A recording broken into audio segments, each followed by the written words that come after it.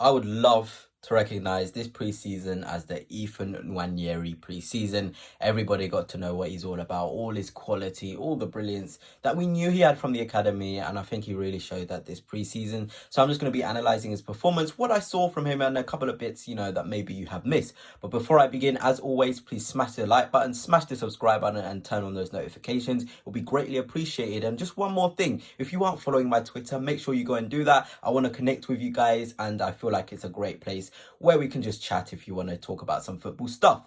But anyway, let's get into it. Nwaneri, I thought absolutely incredible this preseason. Just the maturity and the positions he would pick up. He just got progressively better throughout the games. First game against Bournemouth, we saw glimpses of his quality and the maturity he has with the ball carrying again at a high level. There were so many times in the Bournemouth game where he would pick the ball up in a dangerous position and he'll just drive into the space. It was kind of the game which opened our eyes to the qualities he had. He didn't show it in, massive splurges, but we saw what he's all about, loving to pick up the ball, that two-footedness as well, the drive, a really, really lovely performance. I really like that performance against Bournemouth, and it got everybody talking as it should, talking about Nwaneri, what he's all about, and just the things that he can do, It's very rare you get a guy from the academy come in, performing their first preseason game, everyone is watching, all eyes on them, all the expectations in the world, and to just have that confidence and belief in his own ability to drive with the ball is so admirable.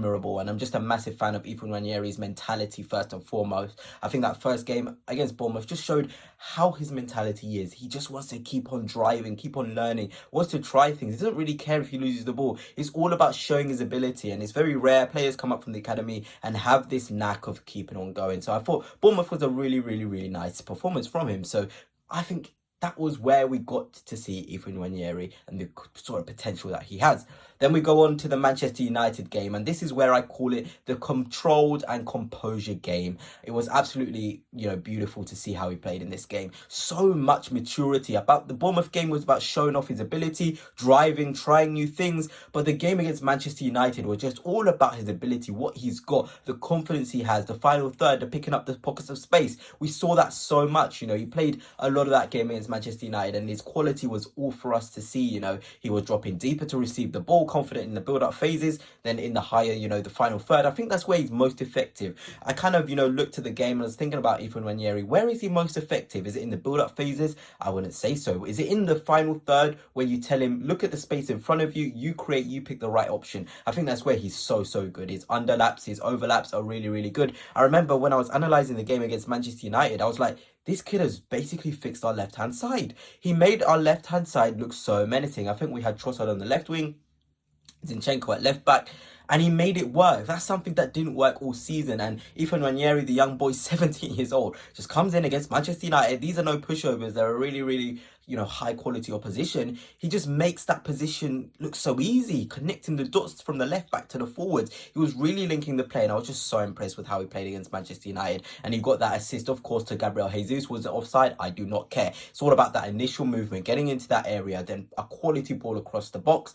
That is Nwaneri, a final ball specialist. And the most important thing I feel like is if that ball was on the other side of the pitch and it was coming onto his right foot, the same quality would be there. And that's just something that he has over Odegaard. I know Odegaard is so good. Don't get me wrong. He's our chief creator, brilliant with that left foot. But Nwaneri has this two-footedness which allows him to have this variety, whether that's on the left-hand side, on the right-hand side. That's what gives him the versatility. The fact that he's two-footed, it really adds, this unpredictable element to his game. And it was just really, really nice to see him on show against Manchester United.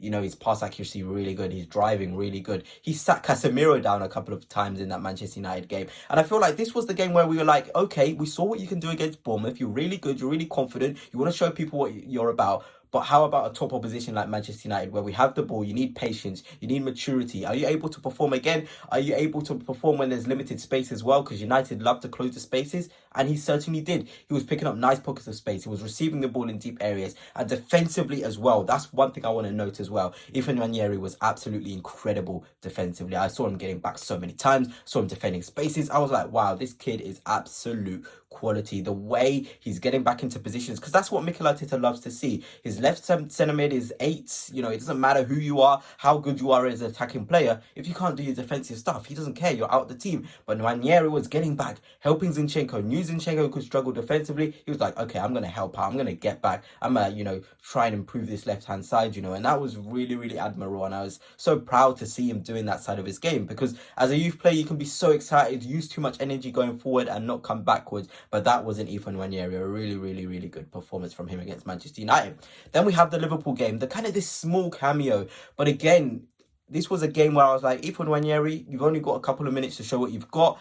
Can you come into a game when it's, you know, you don't know the pace of the game, you have to adjust to the pace of the game? How good are you to adjusting to the pace of the game? Because let's be honest, Nwaneri isn't going to start every Premier League game. There will be games where he can come in and maybe close off a game, but can you adapt as a youngster to the pace of the game? And against Liverpool, I thought he did that so well. It may have not been evident, he may have not had the sort of impact we saw against Manchester United and Bournemouth, but it was the pockets of spaces he was picking up. He was finding little avenues, getting on the ball, playing the ball, you know, scanning the pitch, receiving from Lewis Skelly, who came on as well. Them two really, really adjusted to that game so well. And we know Liverpool are such a good side. I know we lost the game, but it was really exciting to see how Nwaneri comes off the bench and adapts to a game. Because if we are honest, like I said, he's going to be coming off the bench in most of the game. He's going to need that adaptability. He's going to need that mentality. Okay, I want to switch on here. I want to get used to the pace of the game. I'm going to show everybody what I've got with, you know, maybe when the game is fast-paced, maybe if it's slow-paced, he needs to have that,